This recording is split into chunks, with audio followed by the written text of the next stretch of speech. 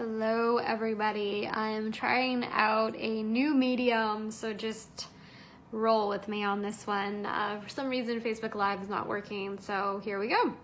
I want to first of all introduce myself. I'm Andrea Loudon. I'm a holistic nutritionist and health coach, and I run online group detoxes as well as 90-day programs on a one-on-one approach. Where we dive a little bit deeper and figure out any habits that we need to change. So today I would like to talk to you about turning your day around. So this could look like a variety of things.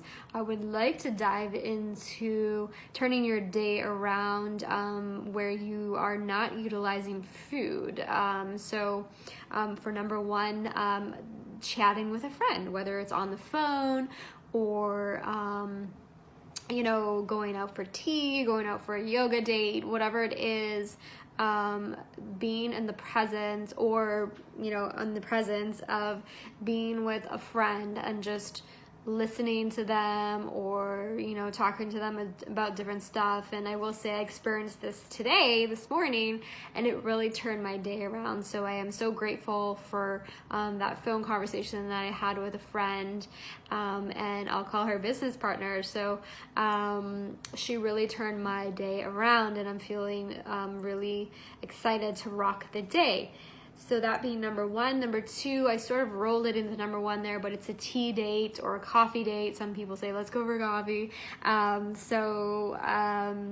could be something like that. It could be going for a walk. As long as you're catching up with the person in person, if that makes sense. Even going to a movie might be nice. Number three is organizing yourself. So Marie Kondo has been all over the internet, so I would just start small, like pick a drawer in the house. Maybe it's your underwear drawer, your sock drawer, or the kitchen junk drawer, and just find something where you can sit down and get rid of stuff that you don't particularly use or need, and that could be a nice little task for you to do this weekend if you're looking to do some spring cleaning.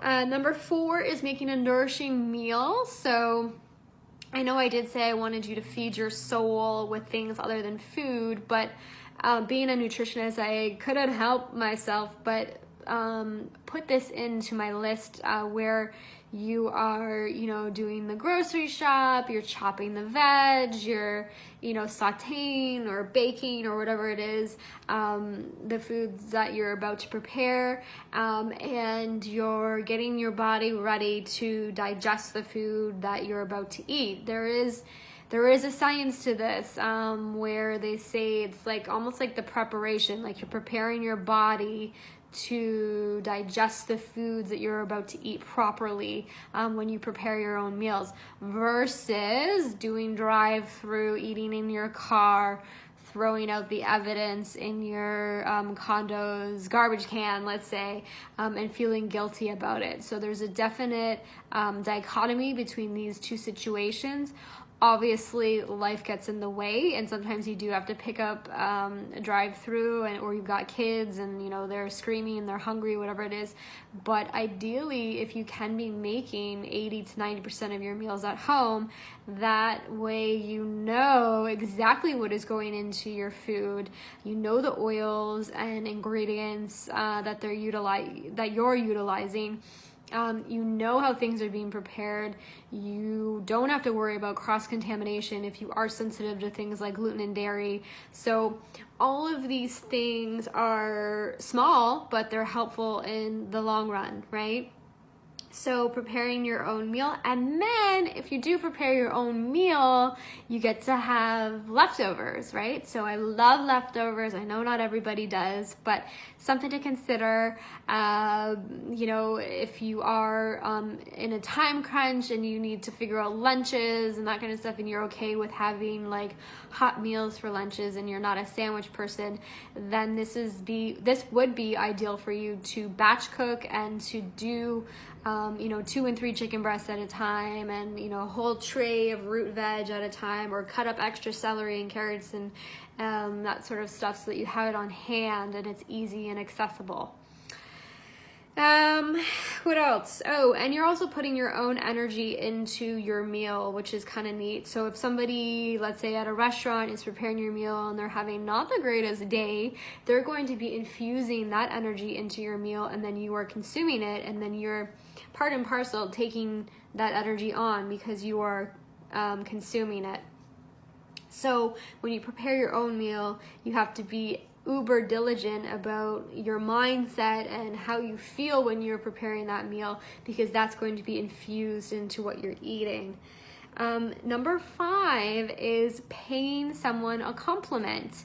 I think we can do more of this in the world, and really recognize people for all the cool stuff or good stuff, or their talents or abilities. If you just speak up and recognize these things in people, as opposed to recognizing their faults, which we tend to as humans focus on the negative. So if we can switch that around, and of course this would be something that we would have to practice over time, but finding something really cool in a partner or friend or family member or a coworker, and complimenting them on it and praising them for it. So yeah, that's something that I challenge you to do. It's only Wednesday, so I don't know, today, tomorrow, or Friday at work, maybe do it to an employee or a coworker.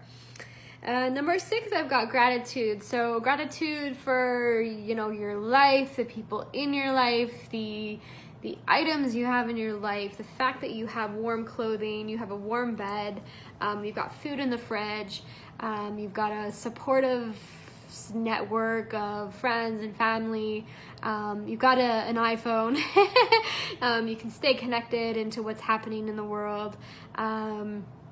We are actually very lucky. Most people would love to have a warm bed and food in the fridge. So just being eternally grateful for all of these nuances that just keep us comfortable on a daily basis. So just really taking a pause and being grateful for these things. And these ones are a little bit trivial, but they sometimes will boost my day. So number 7, I have wearing a killer outfit. So, I mean, you don't have to be decked out in Prada, but it would be cool if you could find a few outfits in your week that, you know, you feel good in, where you're not like adjusting yourself or, you know, having to, you know, move things around so you feel comfortable, whether it's scarves or bracelets or rings, maybe it's putting on makeup, doing, the next one I have actually is doing your hair, but just feeling good about the skin that you're in and owning it, and owning your uniqueness. Is something that I've ascribed to over the years, and you know, I'm not your typical Toronto girl who wears black all the time. I love color. I love defining the rules of, you know, what is it? You're not supposed to wear white in the winter. Who cares, right? So just owning who you are and how you want to express yourself via the clothing that you wear on your body. Number 8, I've got styling your own hair. I styled my hair today for this video because I've been noticing that it's been a little bit frizzy and all over the place.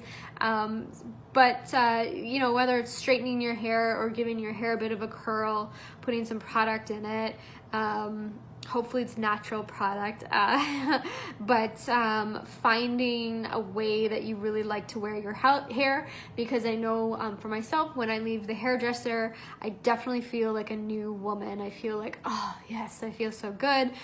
So utilizing this trick and doing it more on a daily basis. Maybe you're not washing your hair every day, you can use some dry shampoo, but styling your hair so that you feel good is where I'm at. And what else do I got here? I've got this one's kind of you may not want to do this after a long day, but you'll thank yourself in the morning. Cleaning up after somebody. So if your roommate or your spouse or partner, whoever it is, perhaps that you live with, if they're leaving things around and it's bothering you and you want to you want this habit to change and you've told them about it a million times, just clean up after them. Like, just put those dishes in the dishwasher, put the towel on the rack, you know, if they leave it on the floor, put their laundry that they've just stepped out of from the floor, put that in the laundry basket for them. Perhaps they've got other things on their mind, maybe they're very busy. I don't know, just do it, and it will alleviate those small nitpicky type fights that you might have with the individual, because you've just already taken care of it. And lastly, I'm just gonna, I did have it as number 10, but just being gentle with yourself, especially throughout the month of March, where there's this theme of renewal and you know, we're removing a few more layers. So that means, I always say, when we're in Canada, we can kind of like cover up, right? Because we can wear multiple layers, we can wear winter jackets, we're not as exposed. Whereas when the weather starts to get a little bit warmer, we start to have to remove our layers and expose ourselves a little bit more, and we're becoming a little bit more raw. So I will say, just be completely gentle with yourself throughout the month of March, because the energies are insane right now. There's Mercury retrograde, there's I know in the beginning of the week, and I could be wrong with this, but new moon in Pisces, which I think it might be in Taurus right now, could be wrong, but not sure. Spring equinox is happening next week. It's the last of the 3 super moons. We just had International Women's Day, which has like rocked the boat on a few different levels. So just being completely gentle with yourself, recognizing that there are going to be ups and downs, and maybe taking one of these things that I've talked about in this post or video, and running with it. You know, set up a date with a friend to hang out and have a tea or go for a walk.